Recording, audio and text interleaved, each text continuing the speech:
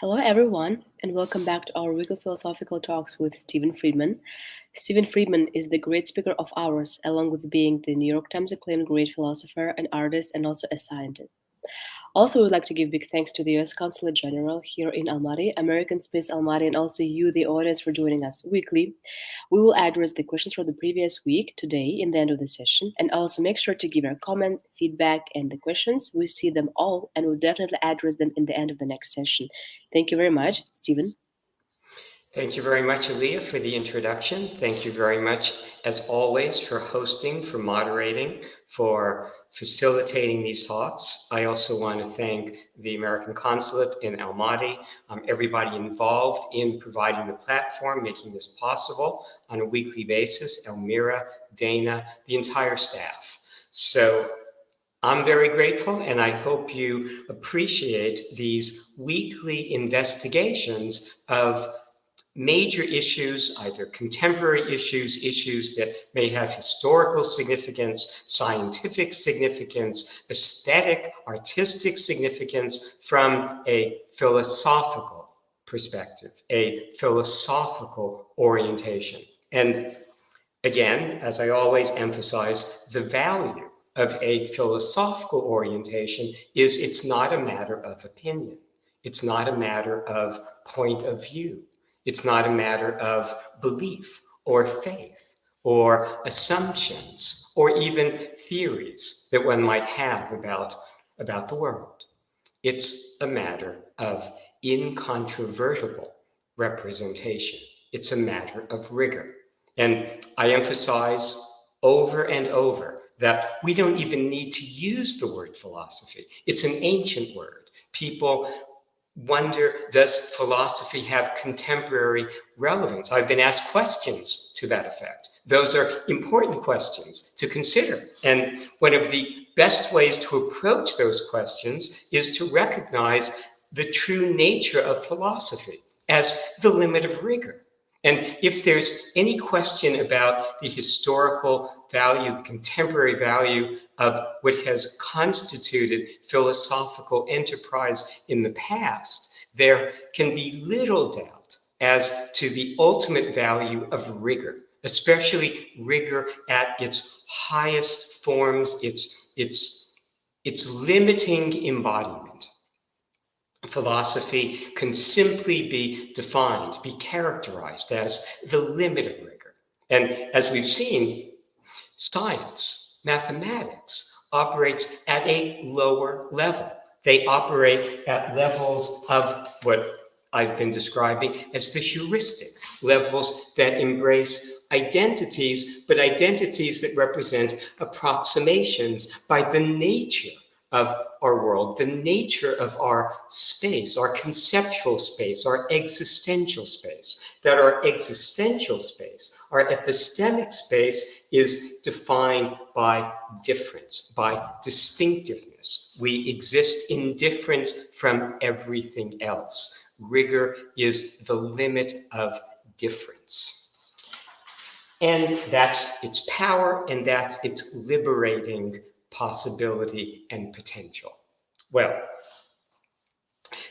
today's talk, as I think you've seen for all of the talks, no matter what the topic, they all relate directly to like these basic propositions, these basic representations. That's also an aspect of philosophical enterprise, philosophical representation. It's operating at the highest level of generality. The highest level of generality is the limit of rigor. And ultimately, because it's operating at the highest level of generality, it applies to everything. It applies to every existing thing. It applies to every category that we might consider in our approaches, our investigations of any field, any other human activity. So, again, it is not a question of does philosophy matter? It's a question of, is there any aspect, any area of our lives where philosophy doesn't matter? And the answer that I would give is no. because philosophy establishes the reality, and that infuses every aspect of our lives, the ultimate reality. So, today's talk is inspired by 2 international days, 2 days of international recognition. The World Day of Cultural Diversity, which is celebrated on May 21st, and the International Day of Biological Diversity, which is recognized on May 22nd. So they're coming up. Well, you see the connection between those 2 days. We're talking about diversity. And when we're talking about diversity, we're talking about distinctions. We're talking about differences that allow us to recognize diversity. The subtitle, or actually the real title of the talk is Shakespeare's Lear, I'll Teach You Differences. It's a line that I've quoted repeatedly.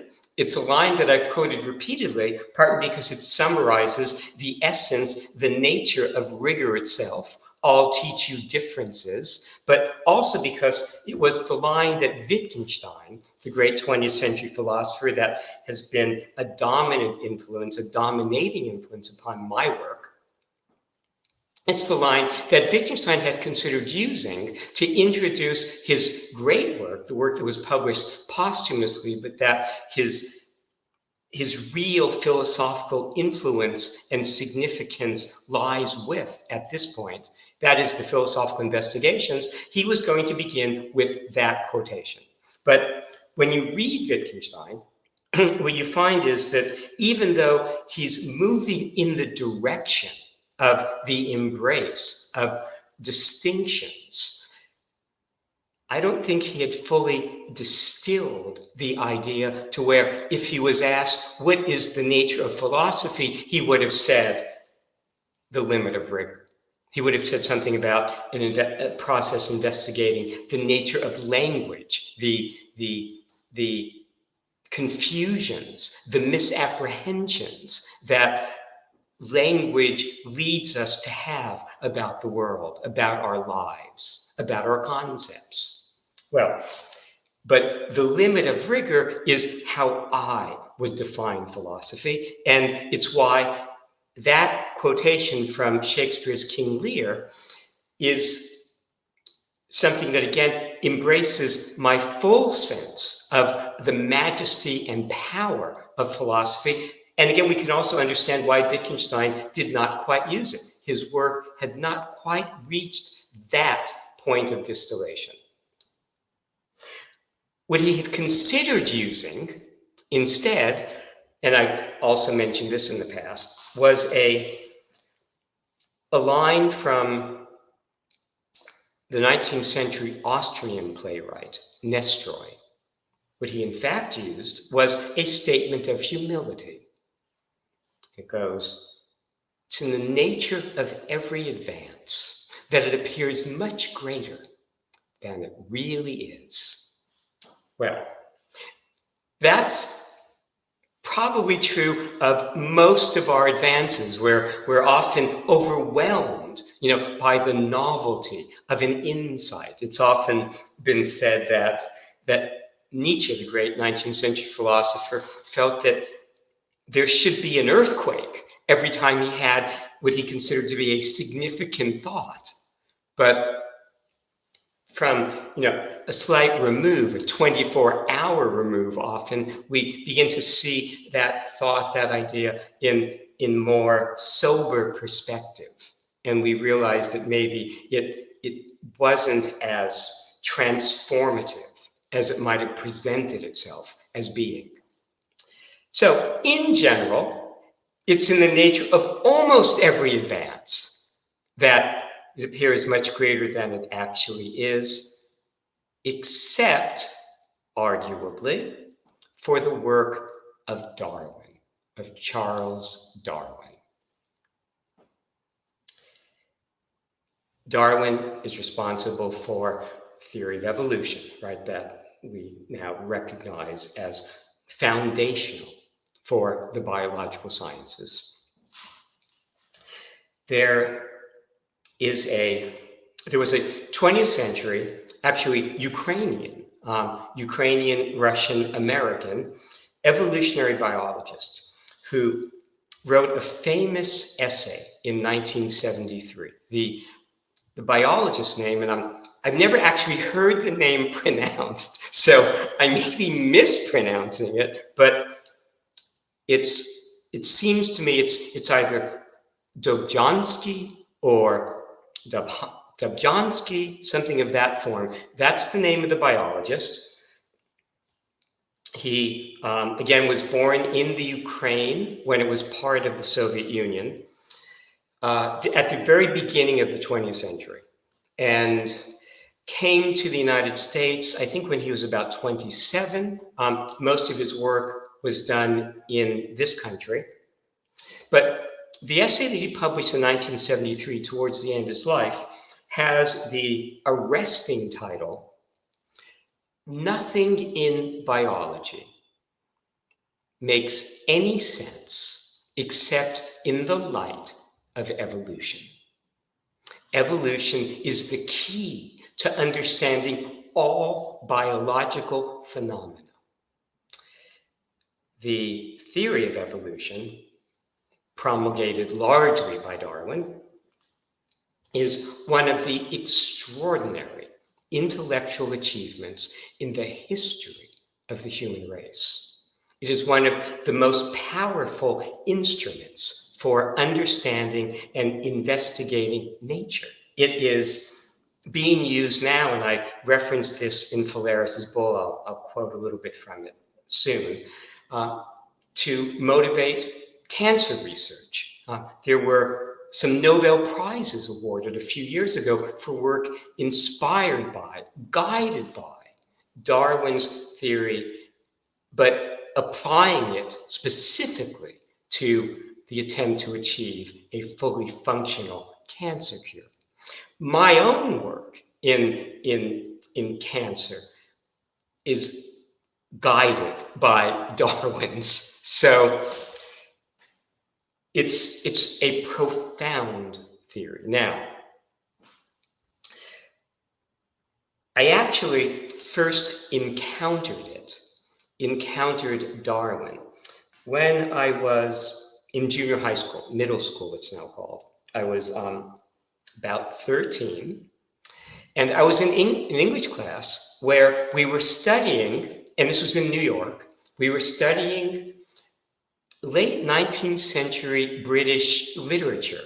I know it sounds a little odd to me as I say that, because that sounds like a little bit sophisticated for a 9th grade English class. But this was New York, and I was in a good school, so maybe that is the reality, or maybe I'm distorting it, in my recollection of it. Maybe these were people I was reading on my own.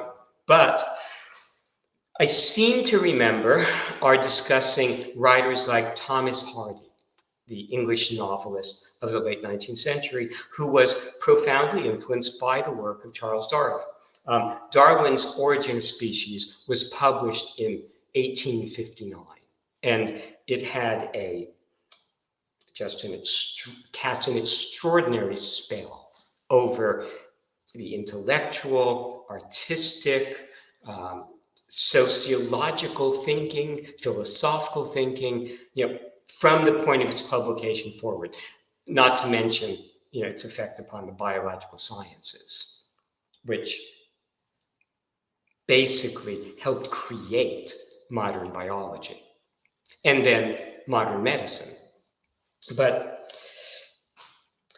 we had to do a book report. We had to read a book. Most people were reading novels. But because I knew of the influence of Darwin's work on these late 19th century British novelists, I thought maybe the teacher will let me read Darwin, read The Origin of Species. And she did. Now let me just show you. I have some images. I know I'm always forgetting to show these images. Okay, so I mentioned Shakespeare. We kind of probably very familiar with Shakespeare. I'll teach you differences. It's from his work, King Lear. There is Wittgenstein. I've shown that image a lot in the past. That is the Austrian playwright Nestroy that one doesn't see very often and is probably not familiar with at this point in cultural history. But he was a favorite author of Wittgenstein's. That's Dobzhansky, the Ukrainian-American evolutionary biologist who wrote that article because he was impatient with people denying the theory of evolution, denying its value, denying its power, feeling that it was in conflict with fundamental religious notions. As I discuss this further, you'll see it's really not in conflict. And Charles Darwin is an older man. That is The Origin of Species in its first edition in 1859. And I have I know it's hard to see this, and that is, I don't know if you can see that, the title page of The Origin of Species. It is a sacred work in the history of science. It is, for the biological sciences, what Newton's Principia is for physics. It is the single most important work in the history of biology. Well, it created modern biological thinking and understanding.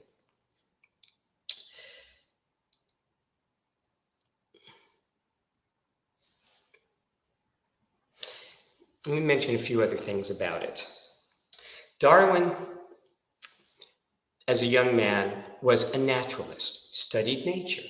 The American philosopher I'm going to talk about at the very end of today's talk, Henry David Thoreau, was a naturalist. He studied nature. He was attentive to the forms of nature, plants, animals, in their infinite, seemingly almost infinite diversity. Right? That's one of the themes of today's talk: diversity. Biological diversity is overwhelming in its complexity, in its range, in its just breadth of an almost inexhaustible range of possibilities that life has assumed. Well, Darwin, as a naturalist, a young man of 22, went on a round-the-world voyage on the ship HMS Beagle, a British sailing vessel. There's an etching of it. It was a 5-year expedition where Darwin was on board as the naturalist. And his task was to just observe nature, take samples, study the native plant life, the flora and fauna, plant life, animal life of the places that the ship visited. The main focus of the voyage was South America, but it went around the world. So Darwin's ability to elaborate his theory of evolution that transformed our world was germinated in a voyage around the world. So he was exposed to an enormous amount of biological diversity that, again, it's always the interest in thought, in philosophical thought, in scientific thought, to be able to reduce the enormous complexity and variety and display of phenomena to as concentrated a set of results and principles as possible. I mean, when When I talk about fundamental philosophical principles, it doesn't get much simpler than this page. When we think of Einstein's work, E equals mc squared is his greatest triumph.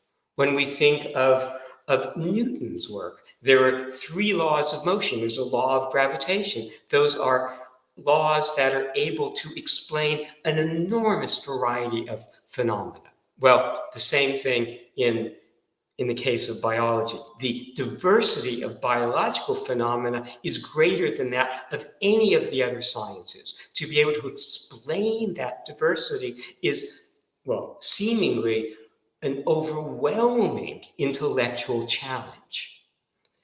It's not an explanation to say that God created everything. That doesn't lead us in the direction of how to use the complexity when it's distilled, when it's simplified, to, let's say, move in the direction of a cancer cure. It doesn't help us manipulate and understand phenomena. It just presents us with, well, the term would be a fait accompli. This is how it is, and there's nothing that one can glean or intuit from the experience unless one can intuit, one can enter the mind of God, which is not accessible to us. So, theories have to have power for human beings. That's one of the reasons why we embrace them. That's one of the reasons why we replace one theory with another. If a second theory has greater power to explain a greater diversity of experience. Darwin's theory of evolution explains, as I said, the greatest diversity that the world presents, biological diversity. Now, on this voyage of 5 years, Darwin collected just a massive amount of data, observations. His studies were exacting and were exhaustive. Darwin knew what he would be encountering when he proposed a theory of evolution that seemingly went contrary to the basic teachings of the Judeo-Christian tradition. The idea that God had created the world and had created it in a brief period of time, 6 days, 7 days, and created everything that now presents itself at that moment of origination, so that there was not imagined to be room for fundamental change in the original categories of creation. The animals, the plants that were present at the moment of creation were believed to be what was present now in relatively unchanging form. Now, one of the reasons why people maintained that belief was it was felt that the earth had been created not very long ago. A lot of theologians that studied the issue based upon their reading of the Bible felt that the earth was a few thousand years old, 4,000 years old, 6,000 years old, not as we now think of the history of the earth, billions of years old. And so in a few thousand years, there's not a lot of time for transformational change in species, living things. But in billions of years, in fact, there is. That was a key to Darwin's work, that there was, in fact, time for these processes of transformation, of evolution to occur. But nevertheless, Darwin knew that his ideas would be resisted. And so the evidence he presented in The Origin of Species is overwhelming. As I said, I read the book. I was fortunate to read the book when I was 13. So early, in my intellectual life. If you read through that book, you can have no doubt The only people who doubt the theory of evolution as a theory, as a powerful and effective explanation of the diversity of biological processes are those people who haven't read the book. And if you do read the book, you will be convinced that no matter what your views of deity, that God saw fit that life would evolve, and it would evolve according to principles that Darwin had articulated.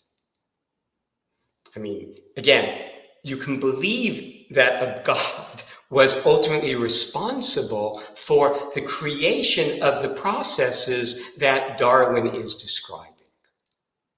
But again, if you read the book, it's overwhelming in its ability to convince by an overwhelming mass of evidence that Darwin presents. And he actually starts out by discussing artificial selection, the fact that human beings have been responsible for the change in life forms. We cultivate plants that satisfy specific agricultural needs. We breed animals for specific purposes. We breed dogs. We breed cattle.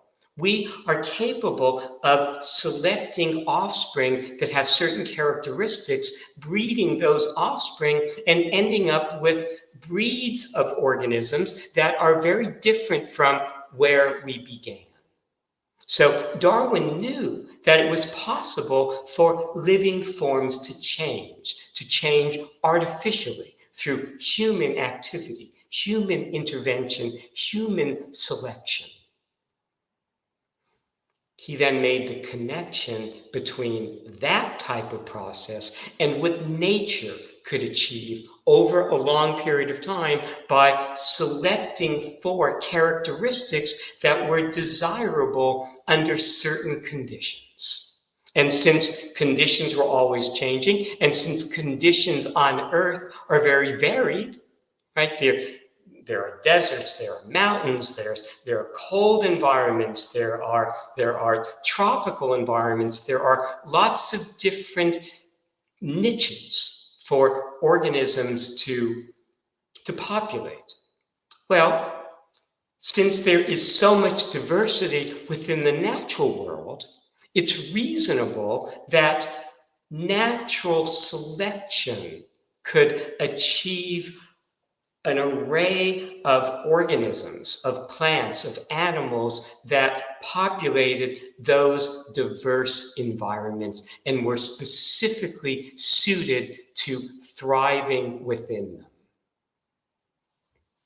It's a very simple notion, but simple notions are the most difficult to achieve and take, again, an enormous amount of intense and focused work, and an enormous ability to see that the mass of data, the range of diversity is actually all displaying a few simple principles. And those principles are actually given within the title of the book.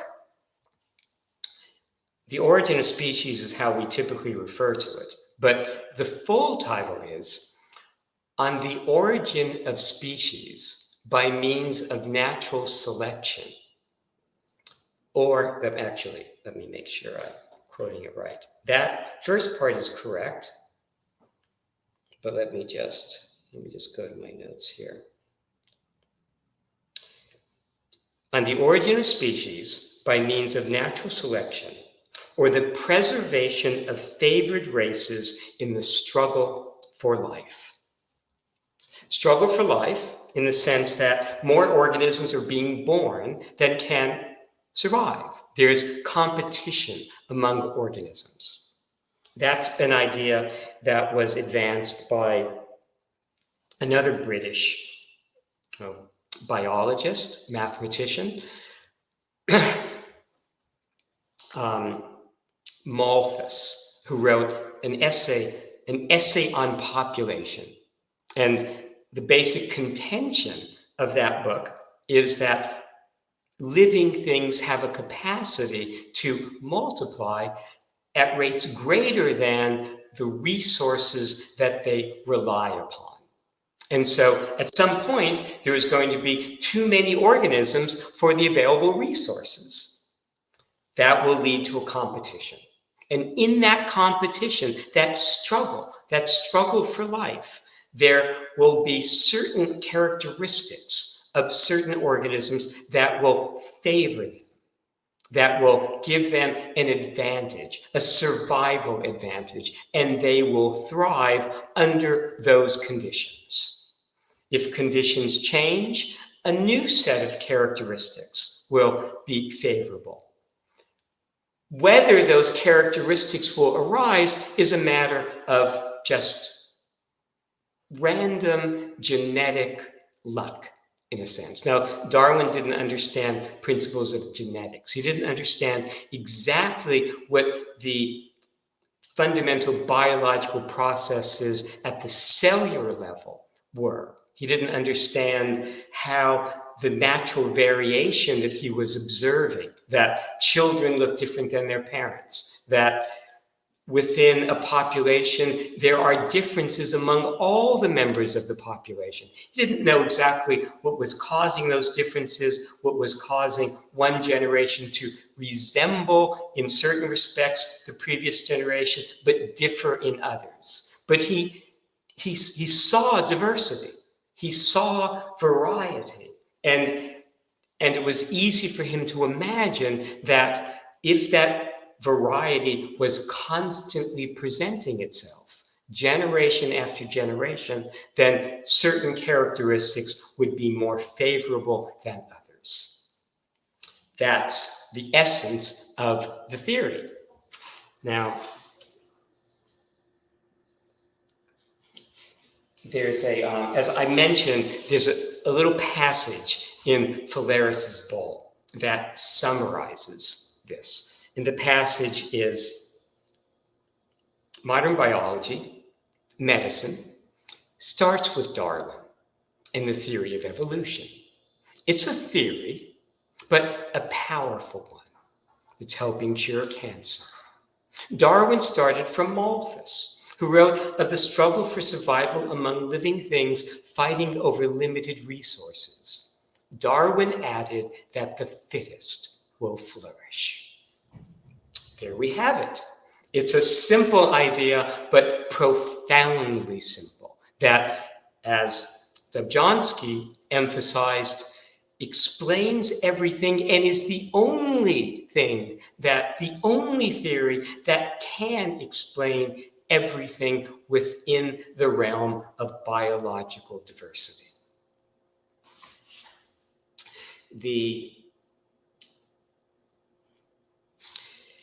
There are a couple of points to make about it, though, that are of interest. First of all, it's a theory, right? It's not philosophy, it's a theory. Now, at the beginning of Darwin's Origin of Species, on the page facing the title page, he actually quotes from Francis Bacon, a philosopher. But Darwin is doing science, which means he's elaborating not rigorous results, but results that have a certain power to allow us to understand and manipulate experience for specific ends that we may find desirable. It's a theory. As a theory, it operates within heuristic space. Now, one of the things that I've emphasized about heuristic space, it's a convergent space. Right? It's a space where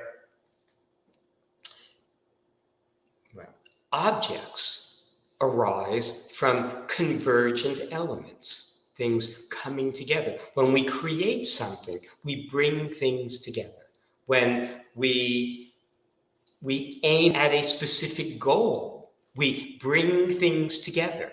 The things that we're bringing together might be repetitive processes. We might be interested in acquiring mastery of an instrument, a musical instrument, a violin. And so we practice. The convergent elements are the repeated practices that lead ultimately to greater skill and, in the end, mastery, if we pursue it sufficiently diligently.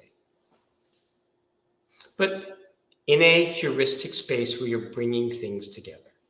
Well, when Darwin is describing a struggle for existence, he's describing a situation where there is conflict. Conflict arises when divergent elements come together convergently, right? So again, Darwin is describing a world, the theoretical world that his work applies to is a heuristic space, a space of convergences, of conflict. The organisms that arise are the result of a lot of accumulative processes, results, effects that provide for the ability to thrive in a given environment. And we're talking about the convergence between organism and environment. So again, we are speaking about a convergent situation, a convergent process, a heuristic process. But one of the most interesting aspects of Darwin's theory is, in a sense, there's a tautological aspect at its core. Think of the proposition, the fittest will flourish, right? What does that mean exactly? Well, how do we know that something is fit? We know that something is fit because it will flourish. And so what that really is saying is the fittest is the fittest, or what will flourish is what will flourish. It has a tautological aspect. And that is actually where his theory intersects the philosophical, the epistemic. This is actually an extremely important but subtle aspect of Darwin's work. And here's the other conjoining aspect of it. And that is Darwin's work, and the term is non-teleological. I know that's a sophisticated word. What it means is that his work doesn't envision a specific end to which organisms are moving. A giraffe does not have a long neck because it wants to have a long neck. It doesn't have a long neck because it's striving to reach leaves on elevated trees. It just so happens that variations arise, genetic variations that give rise to increasingly elongated necks that allow the giraffe to thrive in a niche, to eat sources of food, elevated, leaves on elevated branches that other animals do not have access to. So it just so happens that genetic diversity provides the basis for natural selection to choose what might be advantageous in a given environment. But it's not in Darwin's theory, in Darwin's world, in the world of modern biological understanding, a process that has a specific end in mind. Now, obviously, when you speak about the concept of God as creating all of this, yes, the concept of God is imagined to be a concept that includes a vision of the end, of what things are striving towards or moving towards. But the fact of the matter is, as I've emphasized repeatedly, we cannot see the world from the outside. So we can't enter that perspective, that mind. We need to be able to describe things from where we stand, within the world. Darwin's theory of evolution is doing that. In that way, it is an epistemic approach. It is an existentialist approach, an attempt to describe experience not as we might view it from the outside, from the perspective of a God, but from where we stand. And that is exactly the perspective of Einstein in the theory of relativity, and exactly the perspective of Heisenberg in his elaboration of quantum mechanics. I've emphasized that the most powerful results in the sciences, and there we see three of them: relativity theory, quantum mechanics, and the biological theory of evolution, are theories which really represent science within an existentialist context. It's another illustration, actually, of this last proposition: the heuristic converges on the epistemic. This means a lot of different things. Obviously, it gives the connection between heuristic and epistemic spaces, but in this context, it can also be seen as saying that the most powerful of our heuristics, where a theory is a heuristic that helps us achieve desirable results, helps us predict things, helps us understand things, the most powerful of our heuristics are those that approach epistemic description from where we stand within the world. That's part of the fundamental power of the theory of evolution. Now, another aspect of biological diversity is something that takes us in a little bit more purely philosophical direction, and that is biological organisms are the most complex objects that we encounter, that we recognize. I mean, the human brain, the human being, the complexity of cells. If you look at, in fact, you can define a biological system as a system of greater complexity than non-biological systems, non-biological phenomena. Not only does biology present enormous diversity, it presents enormous complexity, right? We think of the complexity of a computer, right? That's one of the great technological achievements of humanity. And yet, the order of complexity of a computer is still a fraction of the complexity that the brain presents. So, again, complexity is a defining characteristic of the biological.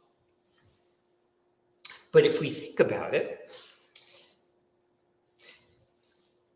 biological systems are so complicated that, and I know this is going to be another little subtle point, that we might think that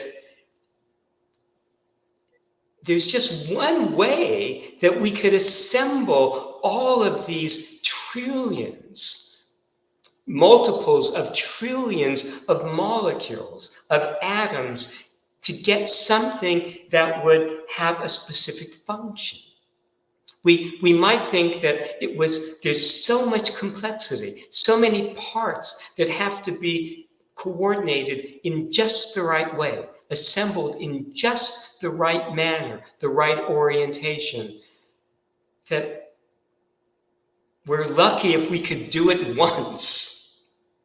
In other words, when complexity presents at as great a level as it does within the biological, if we stand back from that, it should almost astonish us that that complexity is capable of such duplication.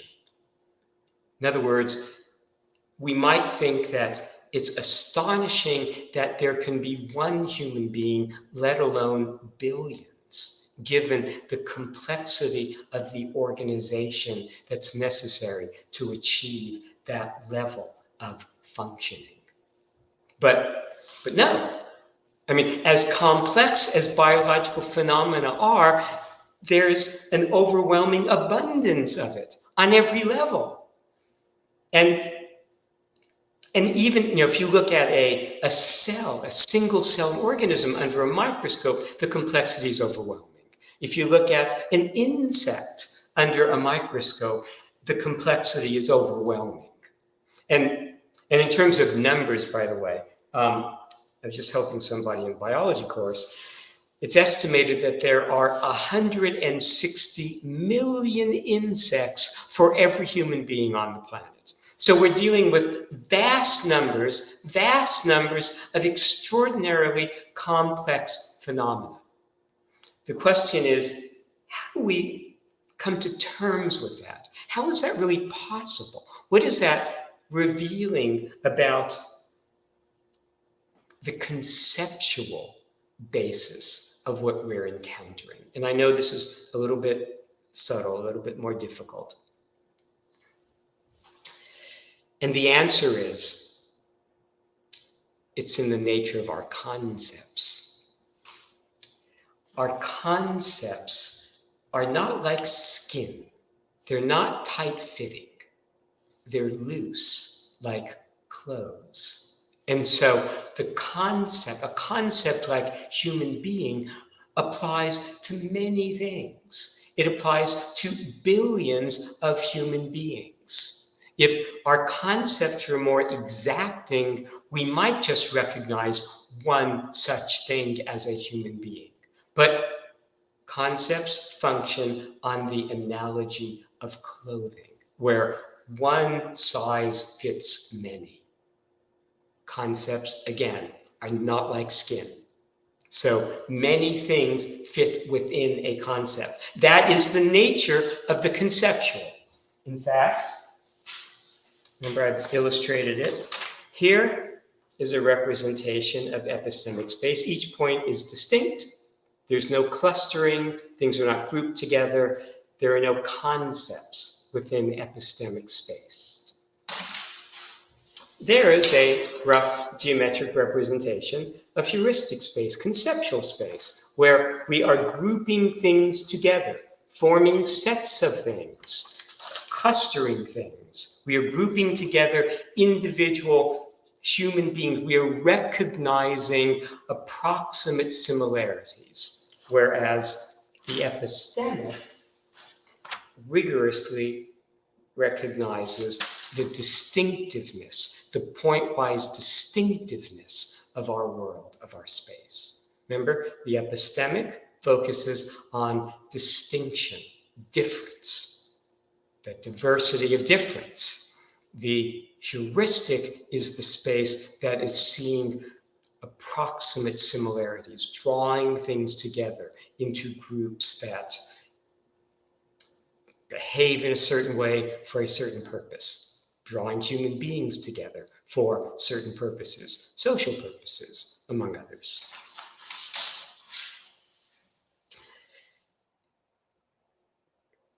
So it's the nature of concepts. And this is where, we started with that, comment about Wittgenstein, is wanting to use that, I'll teach you differences. This is where Wittgenstein comes back in. Wittgenstein investigated the nature of concepts, the nature of language more compellingly than anyone has come before. Concepts don't have rigid boundaries. Concepts represent clustering based upon, the term Wittgenstein used was family resemblances, not exacting identities, resemblances. So clothing is a good metaphor. Now, clothing has actually played an important role in the history of philosophy as an illuminating metaphor. It occurs in the Bhagavad Gita. The Bhagavad Gita, the Song of God, is one of the great religious texts in world culture. It is central to Hindu religious culture, Hindu civilization. There's a line in the Bhagavad Gita that encapsulates the nature of transmigration, the notion that one lives many lives, one lives, one dies, one is reborn, one's soul transmigrates, passes into another form. The nature of one's rebirth is conditioned by the nature of one's life previously, how well one acted. It's also been said that the nature of one's rebirth is conditioned by the thought that one has at the moment of death. But the famous lines from the Bhagavad Gita that summarize the process are, worn out clothes are shed by the body. Worn out bodies are shed by the dweller within the body. A powerful metaphor that summarizes a great deal of what's at the core of Hindu religious belief and understanding. In the 19th century, there was a British writer, Thomas Carlyle. Let me show you a picture of Thomas Carlyle. Make sure. Let me see, are there any other photographs? Yes, Thomas Carlyle is there. Who was a writer, a philosopher, an essayist. Kant's philosophy had emerged. Immanuel Kant, the great 18th century German philosopher, represents one of the greatest philosophical minds, greatest philosophical achievements in the history of the field. But his work is difficult. And it was difficult when it first appeared, and it's difficult today to come to terms with. So Carlyle wrote a metaphorical account of Kant's philosophy, and he called it Sartor Resartus, which is Latin for the tailor retailored. He used clothing as a metaphor for communicating the nature of Kantian philosophy. Now, it's going to take us too far afield to go into the details of what he did there. But the point is, I just want to show you how clothing has factored in fundamentally as a metaphor. So it applies to our understanding of concepts and why biological diversity is possible. And it helps explain Hindu religious belief. It helped Carlyle explain Kant to a broader audience. I use it myself. And I used it in a work called In the Throes of Clothes, The Call of the Rose. Now, it's one of these highly concentrated aphoristic books that's also given poetic form. But I thought I would read it just at this point, because we're talking about diversity. We're talking about how concepts, the nature of concepts, permit an understanding of diversity of a certain kind. Again, I read this not because it's fully understandable on its surface, but because the sound helps convey something of the ideas, and it gives a slightly different kind of representation of these philosophical results. So it's very short, so just bear with me. I think there's benefit to this, even though it might not be totally obvious. Okay, let me just read this quickly. But again, I'm using it as an example of the importance of clothing as a metaphor where our concepts function as clothing, not as skin, where many things are capable of donning the same concept, the same set of clothes. Whereas within an epistemic space, only one thing applies to each element, each object. An epistemic space is a space of skin, not clothing. It's our fundamental reality.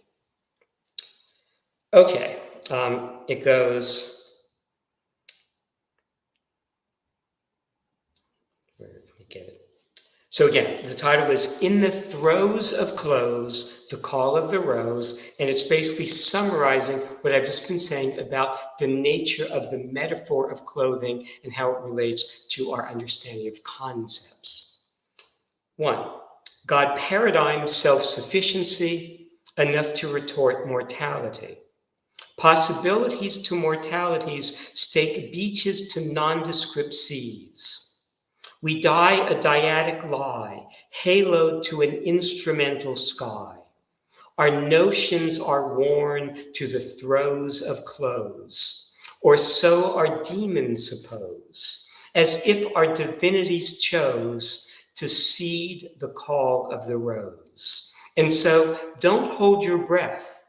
There is of your world no death, indignity to ventriloquy. Only other worlds can cease at their will to their caprice, in rigor partitioning peace to the limit of our release. We've been talking about a theory, right? We've been talking about biological diversity and the theory of evolution that accounts for it, that explains it, that predicts it, but especially that accounts and explains it. And as a theory, we're dealing with heuristic spaces. We're dealing with approximate similarities, right? That all of these human beings that are distinct from each other, nevertheless can be clustered, can be grouped within the concept human. And that is central, to our understanding of biological processes, that type of conceptualization, that type of grouping. But let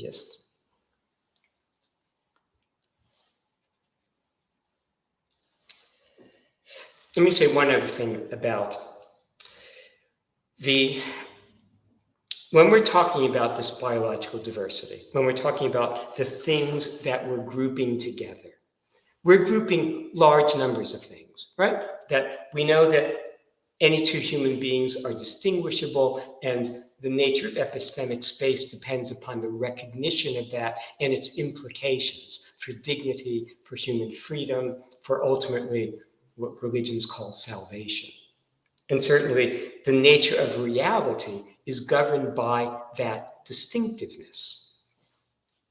But within the heuristic, we're grouping things together. I've mentioned that there are 160 million insects, for every human being. There are 8 billion human beings. When we're talking about biology, we're talking about large numbers of things that our concepts are clustering, are grouping, despite all of the diversity within any given conceptual group.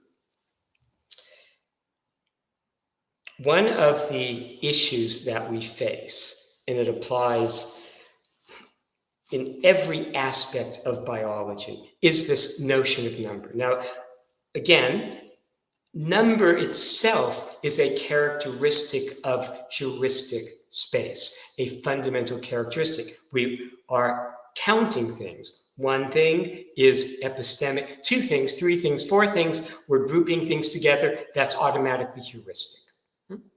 But the human mind does not have the ability to cognize numbers very well. We work with them. We have ways of manipulating them that we can be trained in, that we can acquire as part of our education. But our intuitive grasp of numbers is weak. And I've illustrated this point before, and I'll show it to you again. We're talking about what? Billions of human beings. We're talking about 160 million insects per person. If we have COVID or other viral infections and we breathe out, we are breathing out with each breath billions of viral particles. That's how evolution can happen. The vast numbers that are being presented that natural selection can operate on. That's why there's so much evolution, so much change within the COVID population of viruses, within the coronavirus responsible for COVID. There are unimaginable numbers of viruses being manufactured constantly. That's what, again, that's how ultimately biological diversity sort of develops through numbers. But notice, if I show you this, you can pretty much immediately see that's 4 lines, right? We can see one thing or 2 things or 3 things, recognize that number just instantaneously, just by glancing at it. But if I show you this, you have to count. Right? You can't just look at that and say, oh, that is. I can't look at that and say, oh, that is. Now that is 1, 2, 3, 4, 5. That's 7 things. But you don't immediately see that. Right? That's how limited we are in our grasp of numbers. The example I'd like to give is in terms of the difficulty of coming to terms with the type of numbers, the type of diversity, the type of multiplicity operating at the biological level. We have in our cells proteins, enzymes that control chemical reactions. Basically, a cell, and we're made up of billions of cells, is a chemical factory where every instant there are thousands or hundreds of thousands or millions of chemical reactions taking place.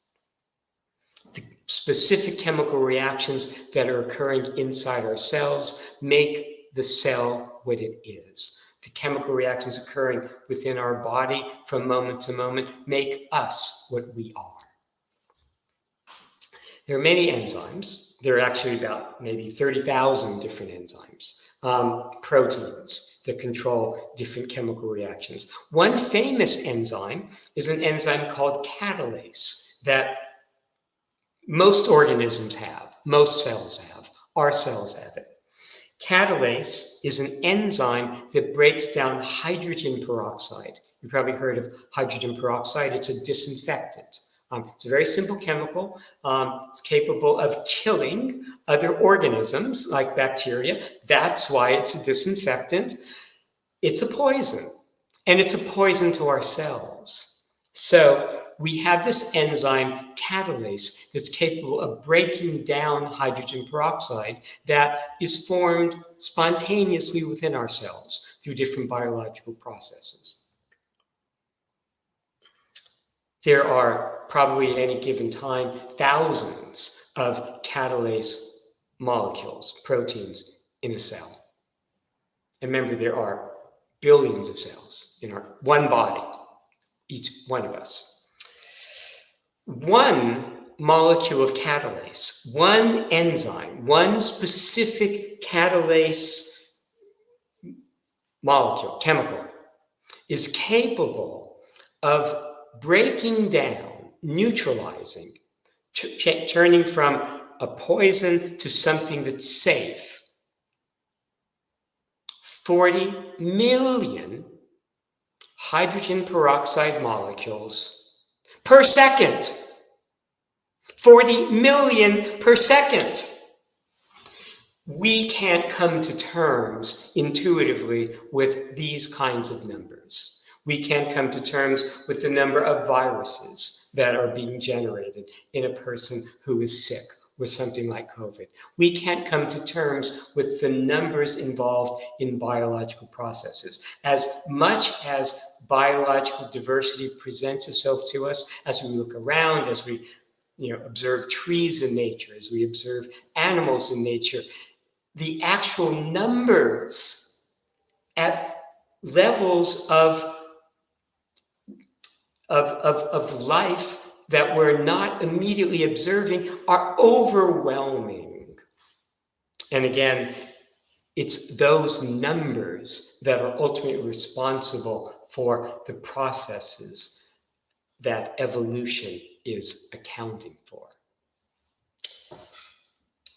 Okay, again, we're talking about numbers, we're talking about things that are being clustered together. We're talking about a theory. We're talking about conflict and competition. We're talking about the heuristic. But ultimately, the nature of our reality is epistemic, right? Ultimately, the nature of our reality is of difference. That's why when we talk about diversity, whether it's biological diversity, cultural diversity, diversity among human beings, we're moving in the direction of the epistemic, of the fundamental reality of our world and of our lives, the reality that confers dignity upon each one of us, that within a conceptual space, we might be replaceable. Another human being might be able to do our job, might be able to cast a vote, might be able to perform a specific function.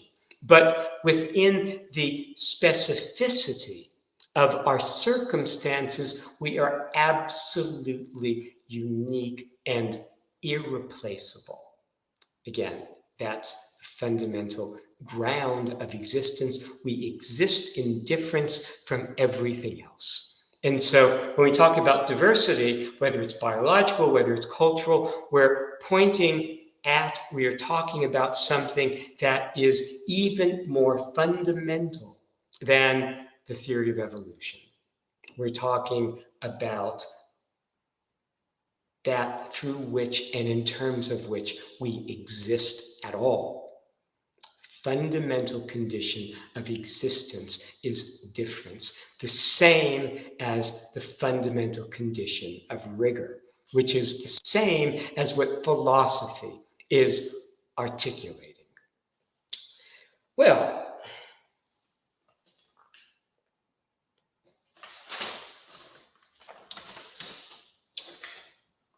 I have a little formulation. I've shown you various formulations. I guess I'll talk about this some other time. Just wanted to show you quickly. Science can be summarized 2 equals 1. 2 things are approximately equal for some purpose or other, but not equal to 0 in the sense that we can't imagine a world. When we think about a reality, we think of a reality existing independently of ourselves.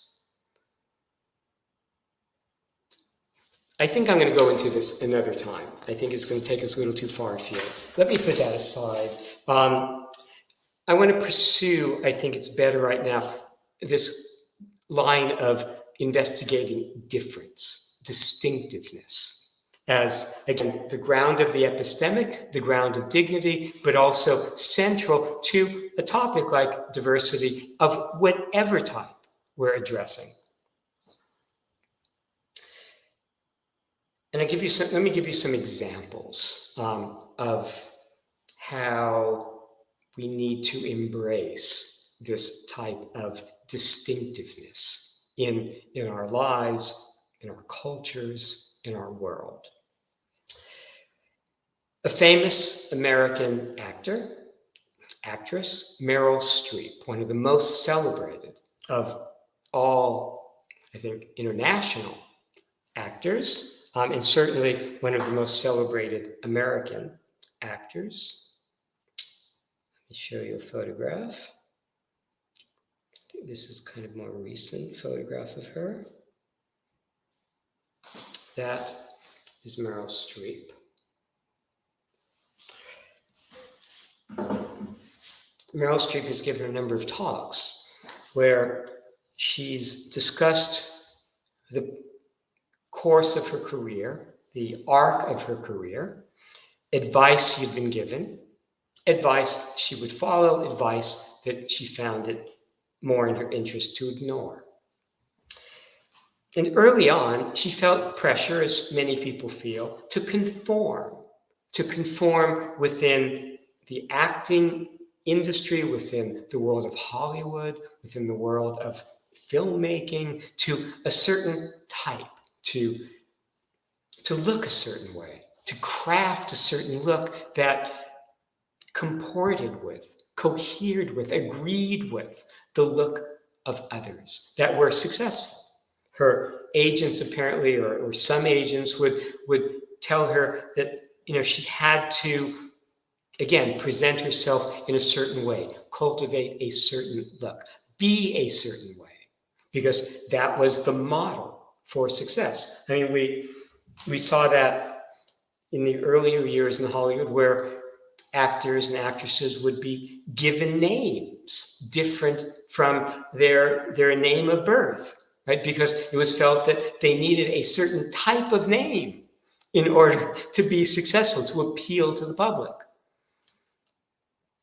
I remember famously Arnold Schwarzenegger was, I think, told to change his name. It was explained to him that he could not become a major Hollywood star with that name. Well, that's a small example of the issue of conforming, because we think a certain conformity, a certain pattern, a certain look or behavior is a key to our appeal, a key to being accepted, a key to our success. But what Meryl Streep has emphasized is that she went the opposite way. She decided it was more in her interest to focus upon and exploit the differences, the things that made her different from the mold, the type that her agents were telling her everyone was looking for. And as in a famous poem by Robert Frost about a path not taken, that made all the difference in Meryl Streep's mind as to the key to her success, embracing her distinctiveness, not trying to conceal it, not trying to deny it. I mean, it's been said, if you can't be successful being what you are, what is the point? I mean, I've advised lots of people, lots of students on this. They'll have a certain passion, a certain dream, a certain admiration. But for one reason or another, they'll be afraid to pursue it. And instead, they'll choose to pursue something that represents a certain conformity. They'll give up a dream of being an architect to be a doctor because they have some doubt about their ability to flourish, to succeed at the highest level in architecture. So let's be something that society broadly embraces, medicine. And I tell people that when you do that, you are almost guaranteeing that you will fail. Because if you succeed at something that doesn't conform to your highest level of admiration, you will never be satisfied. It's one of the reasons why I chose to pursue philosophy. I was in medicine. I could have had a career in that direction, but I realized that if I were in a gathering with a group of physicians and I was a philosopher, I would be fine. But if I were a physician encountering Wittgenstein, I would not be fine. So I tell people, do what it is that if you do that thing, being true to yourself, what you deeply are, fundamentally are, know you are, then you cannot be intimidated. You cannot ever be diminished.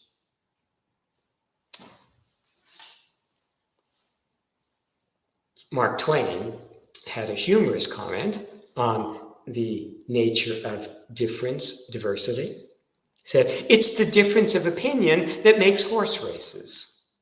And I've often emphasized, again, understanding the nature of the epistemic, that the wonder isn't that we disagree. The wonder is that we ever agree on anything. That's the accident of heuristic space. That's what heuristic space is moving towards. If you're going to have a functioning society, you must have agreement on lots of different levels. But given the distinctiveness of our circumstances and the number of differences there are always between any two people, any two objects, any two anything, more differences than similarities. And those differences can account for any difference in outcome when confronting any situation, including a mortal illness. There's the example that I've discussed in the past that is exactly to that point, involving Kamila Valieva, the Olympic ice skater, who was allowed to skate despite a positive test for a banned substance, allowed to skate by a panel of judges that formed the Court of Arbitration for Sport. They allowed her to complete her skating in the free skate at the Olympics in Beijing. An American track star, I want to get her name correct. Richardson is her last name. She's a great American sprinter. She tested positive for cannabis prior to the Summer Olympics in Tokyo and was banned. And she protested when Valieva was allowed to skate. She protested, saying, the only difference between Valieva's situation and my situation is I'm Black and she's white. She thought it was a racial issue. That was a difference, but as a member of the Olympic Committee publicly responded, he emphasized, between those two situations, there are more differences than similarities. Differences in age, differences in circumstance, more differences than similarities. And that is true for any of us facing any other individual, any two objects, any two people. There are always more differences than similarities at play. That is the nature of epistemic space, and that is its liberating aspect. That where anyone else has failed, we can succeed because of any difference that applies between our circumstance and anyone else's. It relates to the issue of that definition of insanity that I've addressed before, the idea that insanity is doing the same thing over and over and expecting a different result. That definition fails because we can't do the same thing repeatedly. If we could do the same thing repeatedly, we'd never be able to achieve mastery, or at least we'd have to approach mastery in a totally different way. But it's because every time we attempt something, there is something different in the attempt, that it's always of value to make repeated efforts. Always. The mistake is not in thinking that we can, that we're being insane when we're doing something repeatedly. The mistake is thinking that we can repeatedly do the exact same thing. That shows a fundamental failure to understand the nature of our world, the nature of our circumstances, the nature of our distinctiveness, the nature of our dignity. It's a profound misunderstanding. And let me I'm going to end and then go to the questions. I wanted to end with a reference to the American philosopher, Henry David Thoreau. I mentioned that he was a naturalist, as Darwin was. He wrote a celebrated work, Walden, in the 19th century. Thoreau happened to live, when he was at Harvard, in the room across from where I lived as a freshman. So I lived in Hollis 12. He was in Hollis 11 when he was at Harvard. So we had shared something of the same environment, even though it was separated by 150 years. Well, in my room, I had above my bed when I was a freshman a poster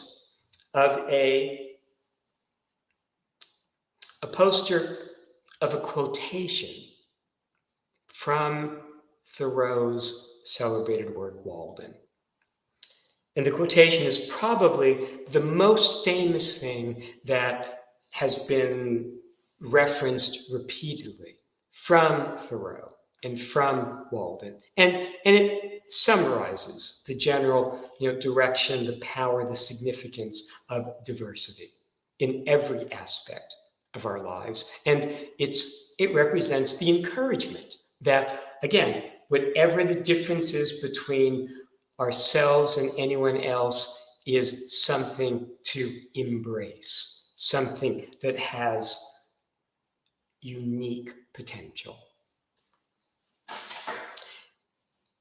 And I'm going to, let me just show you a photograph. Oh, well, there is, I think Shakira Richardson is her last name, the American sprinter. And there's Valieva, I've mentioned her before. There is Henry David Thoreau. And let me read the quotation just to make sure I don't, by accident, misquote. Now, this is in the 19th century. He uses man, right? Today we would talk about person. But the actual quotation is, if a man does not keep pace with his companions, perhaps it is because he hears a different drummer. Let him step to the music which he hears, however measured or far away. In other words, follow one's admirations. Be true to one's distinctiveness. Be true, as Meryl Streep was, to what makes one different. Embrace that distinctiveness. That is the nature of one's existence. That's what distinguishes one. That's the very condition of existence. That's the nature of one's dignity, and that's what one uniquely brings to this experience, to this world, to this life. Okay, let me address some questions from last time. Now, these questions are very important questions, and they relate to the nature of meaning. And I'm thinking, I'll talk briefly about these, but I'm thinking I might devote next week's talk to the nature of meaning, the meaning of lives, of worlds. How can we possibly find the meaning of life? Well,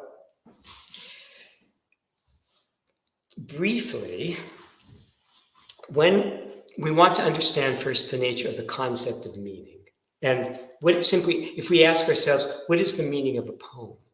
The meaning of a poem is that which explains all the elements of the poem. That which summarizes, that formulation that captures all of a poem's ingredients. When we are talking, though, about that, we're talking about a diversity of elements, right, that we are trying to bring together. We are talking about something that is captured by this. The heuristic converges on the epistemic. We're talking about that which encapsulates, that which all of the elements of a life, of a world, of a work, of a book, of a poem converge upon. Now, in the case of the world, we when we think of that process, we're thinking, again, almost of ourselves outside the world, observing all of these elements converging on something in the future. And obviously, we can't see to that. But there's another application, another exemplification of the heuristic converges on the epistemic. And that is that because we can't leave the world to view it from the outside, all elements of the world converge upon each and every one of us. So that's one meaning of the heuristic converges on the epistemic. All the diversity of experience converges on us where we are, where we stand. We can say that each one of us summarizes all of the world, all of time before, all of time present. The entire world can be mapped to us mathematically. So in that sense, we summarize the world where we stand. So one can say, and this is like Hinduism saying that Atman, the soul of the individual, is Brahman, the soul of the universe. We can say that each one of us represents the meaning of the world. But that's only appreciable within, if we come to terms with the deeper meaning of these propositions. I'm going to talk about this more next week. Another question. Oops, I lost it, 1 second. How can we motivate ourselves to live? Okay, if we are talking about motivation, that means we are talking about moving towards a goal. We are now speaking heuristically. We are now speaking in terms of a process of moving towards a goal, a certain kind of realization. That's a matter of bringing elements together that we can embrace. I am studying Russian now. Languages are not one of my main devotions, partly because no one's ever written philosophy, but in a native language. So I'm not going to be able to learn Russian well enough to write philosophy in Russian. I'm certainly not going to be able to ever learn Russian well enough to rise to the level at which I can speak English or write English. It's not possible in a second language.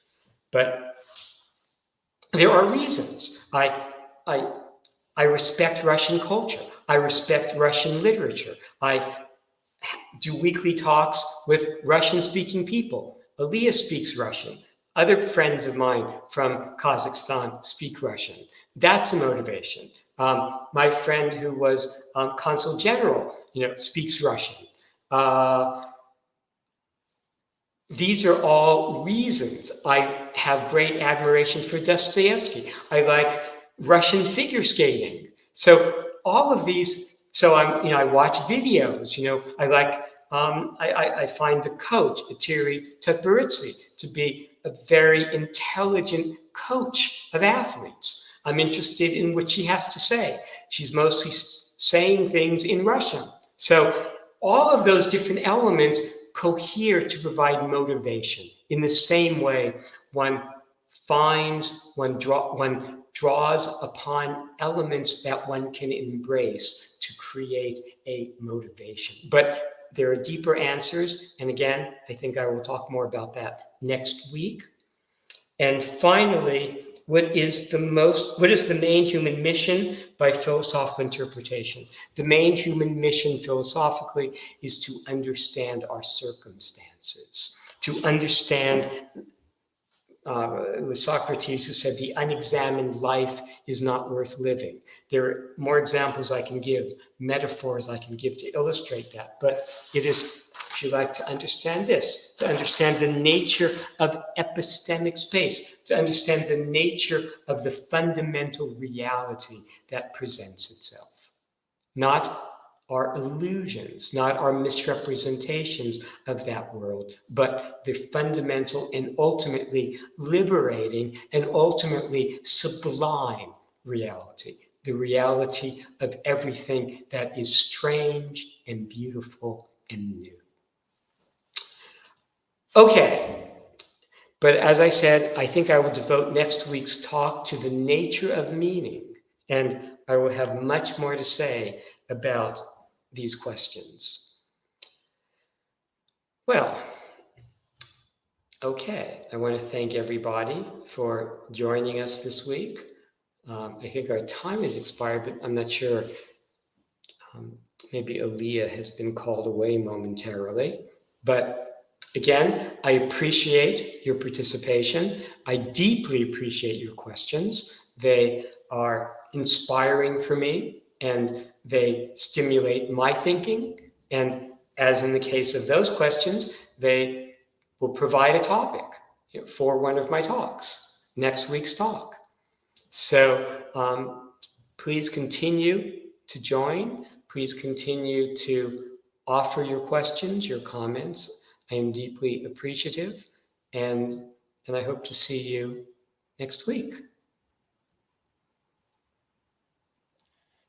Thank you very much, Stephen, for your talks. Thank you for your time. And thank you, the audience, for your questions and your feedback. We'll see them all. So make sure to join us next week. Have a great weekend. And thank you, everyone. Bye-bye. Bye, everyone. Bye-bye.